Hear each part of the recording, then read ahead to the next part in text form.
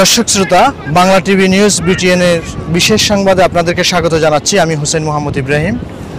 প্রিয় দর্শক, আপনারা জানেন বর্তমান দেশের চলমান পরিস্থিতি ও সংকটময় মুহূর্তে সারা বাংলাদেশের মধ্যে কক্সবাজারের যে পর্যটন সংশ্লিষ্ট ব্যবসায়ীরা রয়েছেন তারা এখন বর্তমানে খুবই মানবতর জীবনযাপন করছেন। এখানে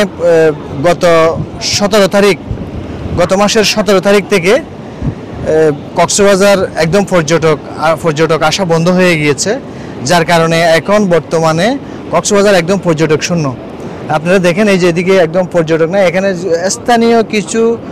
স্থানীয় কিছু লোকজন ব্যতীত আর এখানে তেমন হয়েছেন তারা পর্যটক না থাকলে তাদের একদম ব্যবসা হয় না। গত মাসের 17, 18, 19 তারিখ পর্যন্ত এখানে লোক ছিল।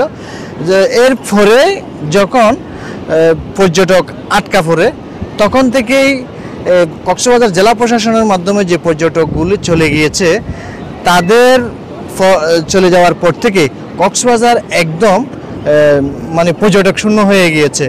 এখানে স্থানীয় কিছু ছেলেমেয়ে শুধু এসে ফুটবল খেলছে আর স্থানীয় কিছু লোকজন এসে ঘোরাঘুরি করছে। আর এখানে তেমন কোনো মানে কক্সবাজার জেলার বাহিরের কোনো পর্যটক এখানে নাই। না থাকার কারণে এখানে অনেকেই এখন ব্যবসায়ী যারা রয়েছেন, ছাতা ব্যবসায়ীরা রয়েছেন, এখানে ঘোরার ব্যবসায়ী রয়েছেন, এরপরে এখানে হোটেল আর এই রেস্টুরেন্ট ব্যবসায়ীরা রয়েছেন, প্রত্যেকেই আসলে খুবই সংকটাপন্ন অবস্থায় রয়েছে। তো এই মুহূর্তে যারা আমরা ব্যবসায়ী আছি, বিশেষ করে হোটেল ব্যবসায়ী, রেস্টুরেন্ট ব্যবসায়ী আর বিচ এলাকায় যে ফটোগ্রাফার, কিট কাট, ওয়াটার বাইক, বিশেষ করে সব যারা মানে ব্যবসায়ী আছে সবাই এখন লসে আছে আর মানবতার জীবনযাপন কাটাচ্ছে এবং আর্থিকভাবে আমরা এখন সবাই অনেক ক্ষতিগ্রস্ত। আমরা মানে এভাবে যদি চলতে থাকে, যদি সেটা না হয় তাহলে পর্যটক ব্যবসা খুব একদম ধ্বংসের দিকে চলে যায়। আচ্ছা, এখন আপনাদের মূলত কি সমস্যা হচ্ছে? আমাদের সমস্যা হলো আমাদের এখানে টুরিস্ট নাই, একদম দেশ অস্বাভাবিক, টুরিস্ট আসতে পারতেছে না। টুরিস্ট না আসলে তো আমাদের এখানে কোনো ব্যবসা নেই। আমরা এখানে আসি, ডিউটি করে ঘুরে চলে যাই। আমাদের তেমন কি করলে এখন বর্তমানে মানে কি পরিস্থিতি তৈরি হলে আপনাদের ব্যবসা হবে?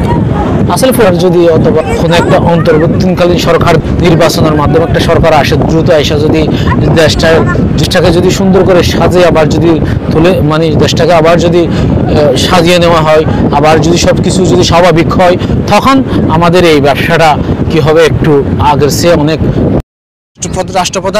রাষ্ট্রপতির কাছে তাদের দাবি যে যত দ্রুত সম্ভব অন্তর্বর্তীকালীন সরকার যদি দেওয়া হয় তাহলে মোটামুটি সারা বাংলাদেশের পরিস্থিতি কিছুটা হলেও স্বাভাবিক হবে।